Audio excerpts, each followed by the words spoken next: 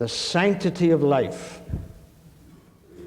You see, the problem includes in it the factor that very often you start with the matter of unwanted children, but then down the road a ways you end up with talking about unwanted lives. The abortion movement in Germany is said to have gotten underway about the year 1900, the turn of the century. After World War I, with Germany defeated, there was a terrible breakdown in moral values and decline and so on, and abortion became rampant in Germany. And then Hitler came to power, and Hitler exterminated 270,000 people before he even started on the Jews. 270,000 and more put to death. The reason for them being put to death is that they were frail, or they were infirm, or they were retarded, and they were of no value and no use to this super race that Hitler envisioned under his leadership. I heard the other day a Roman Catholic priest who was, maybe still is, a professor at Loyola University tell how he was stationed during one part of his training at a campus convent type of thing over in Germany. He worked there with a rather elderly, aged little nun who was in close connection with him, and she always went around so sad and disconsolate looking that one day he spoke to her. He said, "Sister, is there something bad, sorrowful inside you? Something wrong? What's the problem?" And she burst out into tears. "Yes," she said, "there is." He said, "During the reign of Hitler, I was stationed on these very grounds." But she said, at that time, this was a haven for the retarded children. Several hundreds of them here. She said, "I came to love them dearly. It was part of my responsibility to take care of them." And she said, until one day, the German vans from the army came through those gates, and they took all those children, grabbed them by their arms and legs, and threw them in the trucks like a sack of potatoes, and took them out and put them all to death. She said, "I have never gotten over that." You see, it starts with unwanted children, and it leads down the road where people start wondering about if there are some lives that we might just as well put out of business. Like that lady I told you about in the hospital when my mother-in-law was dying, and another 94-year-old lady dying. And this lady, in better health than that, said, "Why don't the doctors give them a pill and send them on their way?" And I said, "Lady, we can't play God." And it is particularly true if some are not for sure Christians. A person is entitled to every possible moment, to the very end, to turn to Christ. They're not Christians of all people. They must be given every opportunity, and that brings in another subject at that point, because very often the administering of pain-relieving drugs can so benumb the thinking apparatus and the mind and heart and slow in thought that lessens their possibility of understanding what you're saying about Christ and deciding about Him. You see, a lot of these views are based on the fact that there is no heaven to be gained, and certainly no hell to be shunned. If there is even a God, we're just a bunch of animals. So if we can do without Him, put Him out of business. That's the road you're moving down toward when you start out with saying unwanted children. You're very likely to get to the place where you start thinking in terms of unwanted lives. And there are those who come along and say, "What right do you pro-lifers have to impose your position and your views on all the rest of us?" And in part, at least, I would reply to that, I resent the word impose. We're not trying to impose a view or position. We are trying to retain a position that's been held for over 4,000 years, that to kill a baby in the womb is murder and killing. We're not trying to impose, we're trying to retain. There have been 21 civilizations known to man, Toynbee, the great historian, says. Of those 21, 19 of them went on the trash heap through internal moral degradation and deterioration. Only 2 of them were put out of business by military victories, by being conquered by others. 19 of them went down the tube because of moral values rotting away. After all, the Western world, Western civilization for 2,000 years and more now has been influenced by the reign of Christ and the Bible and the Word of God. Don't talk to us about imposing a view on somebody. We just want to retain and hold to the foundations that have given us the great nation that we have had up until this moment. We're not trying to impose anything on anybody. Well, there are so many things to be said. I can't cover everything today, of course. The modern practice of abortion really got its start as a government policy in communist dictatorship lands. The primitive societies before the Greeks and the Romans practiced infanticide. The Greeks said, get rid of the frail and the deformed and the aged. But all of them were honest enough to admit that abortion was killing, even back then. Dr. Koop has said it's only within the last 5 to 7 years that they've tried to present the idea that abortion is not killing, only in the last 5 to 7 years. He goes on to say it requires some semantic gymnastics to rationalize abortion as anything but taking a human life. He said it would be ludicrous, actually, if such views did not come from socially acceptable and impeccable auspices. They wouldn't be held at all. Surely the time we have come to is a time when people are more interested in pursuing a life of convenience, of pleasure, of permissiveness, of undisciplined morality. And so this is a part of the picture. God is creator. The origin of life is with him. He nourishes it. He brings it on. And I confess to you, I cannot understand the ways of God in this department sometimes. I see the pictures on television of starving children all over the world, and I say, dear God, you are sovereign, you are omnipotent. How come these people are allowed to come all into the world like this? I can't answer these questions. I don't know, but I do know that the judge of all the earth shall do right. And there's some things I'm going to leave to him and get the answer farther down the road when I see him. Then I shall know, even as also I am now. Dr. Landrum Shettles of Columbia University College of Physicians and Surgeons says that a new composite individual is started at the moment of fertilization. To survive, this individual needs a very specialized environment for 9 months and then extended care for an indefinite period of time. But from the moment of fertilization, a new hereditary composite is formed, which under appropriate conditions will grow into a recognizable personality. Dr. Nathanson said, there's no serious doubt in my mind that human life exists from the very onset of pregnancy. Life is a continuous spectrum that begins in the womb and ends at death.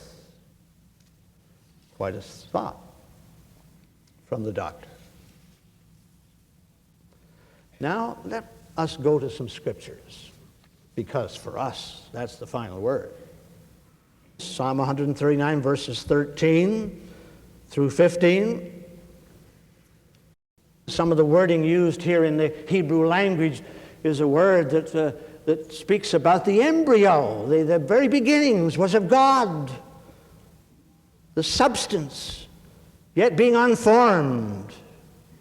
My substance was not hidden from thee when I was made in secret.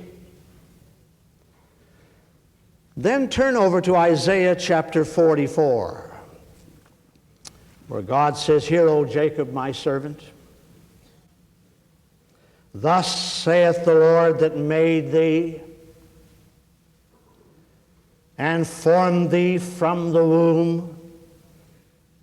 Who will help thee? Fear not. I am the Lord that made thee and formed thee from the womb. Who will help thee?" The first chapter of Jeremiah. "Then the word of the Lord came unto me, saying," verse 4, Jeremiah 1. Listen to this. "Before I formed thee in the womb," before I formed thee in the womb, I knew thee. "Before thou camest forth out of the womb, I sanctified thee, and I ordained thee a prophet unto the nations." And God sent him forth on that mission. Turn to the book of Exodus, chapter 4. "Moses said unto the Lord, O my Lord, I am not eloquent. I am slow of speech and of a slow tongue." And listen to this remarkable verse, verse 11. "And the Lord said unto him, Who hath made man's mouth? Or who maketh the dumb, or deaf, or the seeing, or the blind? Have not I the Lord? Now therefore go, and I will be with thy mouth and teach thee what thou shalt say." That is a fantastic verse. God, in His Word, is saying, I personally will take upon myself the responsibility for all human sorrow. We're not God. There are people in my own family who can say, it was grievous, it was a heartbreaker. It brought sorrow, but it brought me closer to God. It taught me things about God I never would have known. It did something for me in my prayers. It helped me. And I have lived to the hour when I actually, believe it or not, I actually could thank God for the tragedy that came into my life and home. There are people who can say that because they turn to the Lord. The sovereign God in the affairs of man. Draw near to me. Trust me. Someday you'll get the answer to it. But you can't play God and say you are going to take an unborn baby's life because you're afraid of a defect. Where do you think you have that right? This right of privacy they talk about. Well, turn over now to Exodus. As long as you're in Exodus, let's stay with that one. Exodus chapter 21. Exodus chapter 21. Where you have an incident cited here in which two men are in heated argument. And there is a pregnant woman, I suppose the wife of one of them maybe, who seeks to intervene. And it says, if the men strive, verse 22, did I give you the verse? Verse 22 of Exodus 21. If men strive and hurt a woman with child, so that her fruit depart from her, and yet no mischief follows, he shall be surely punished, according as the woman's husband will lay upon him, and he shall pay as the judges determine. He will be given a fine. And if any mischief follows, then thou shalt give life for life, eye for eye, tooth for tooth, hand for hand, foot for foot. Now our Hebrew scholars give us, in effect, precisely what this is saying.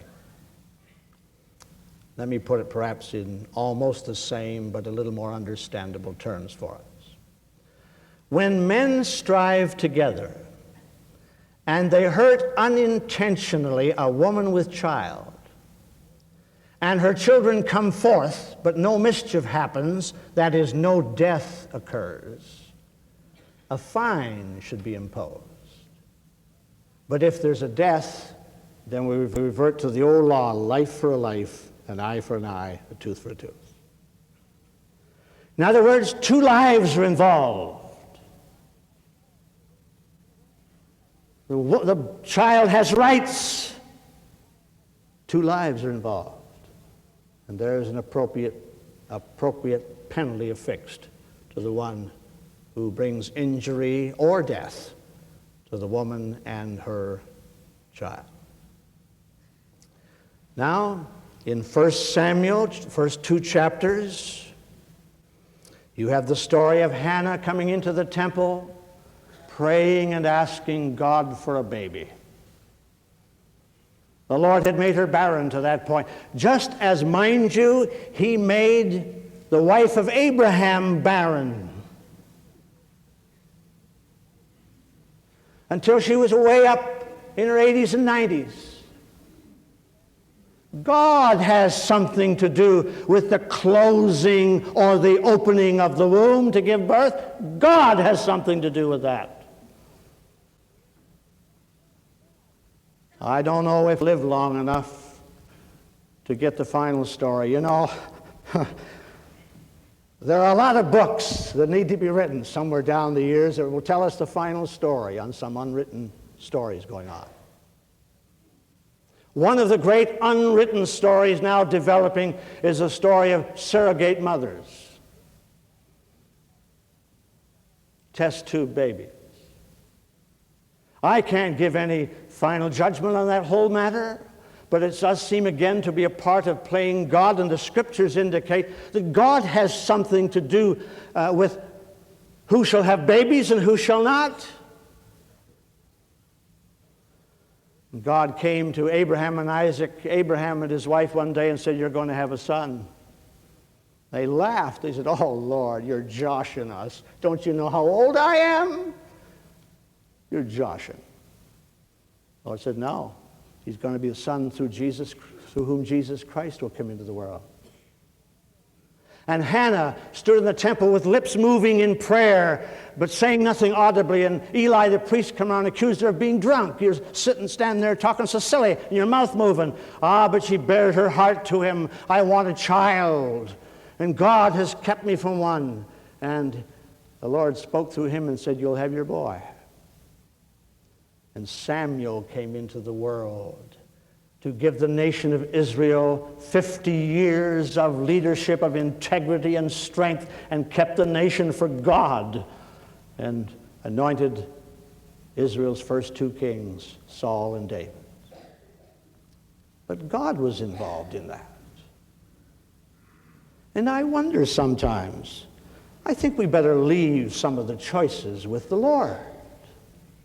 If you have couples longing for a child, commit it to God. And by the way, why don't we instead of killing these babies, why don't we make them available for couples to adopt who would love to do them, give them a good home? I can't figure that one out either. But be that as it may, leave some things to God. He opens the womb. He closes the womb. He answers prayer. He did for Hannah, and Samuel was born. But you have no right to take a life. I don't understand all of life. I don't understand suffering. I don't understand why some people are put in the meat grinder the way they are, but I know it's all going to level off on the other side. The Bible says our light affliction, which is but for a moment, works for us a far more exceeding and eternal weight of glory. If we respond to it with a resigned heart toward God and not turn bitter against him, God's going to make your trouble work for you. And when you get on the other side, what a delightful welcome and reward you're going to receive from him. Well, this is serious business, folks. Let me suggest to you 3 major sources of judgment involved in nations. Number one is the one we referred to, the destruction and perversion of marriage can bring the judgment of God upon a whole nation. The early church fathers in their writings argued that the collapse of marital standards among the Romans was one of the major factors leading to the fall of the Roman Empire. And it is also said that the governments of the French Revolution were short-lived, thank God they were, but they were short-lived because of the profligacy and the immorality of the leadership.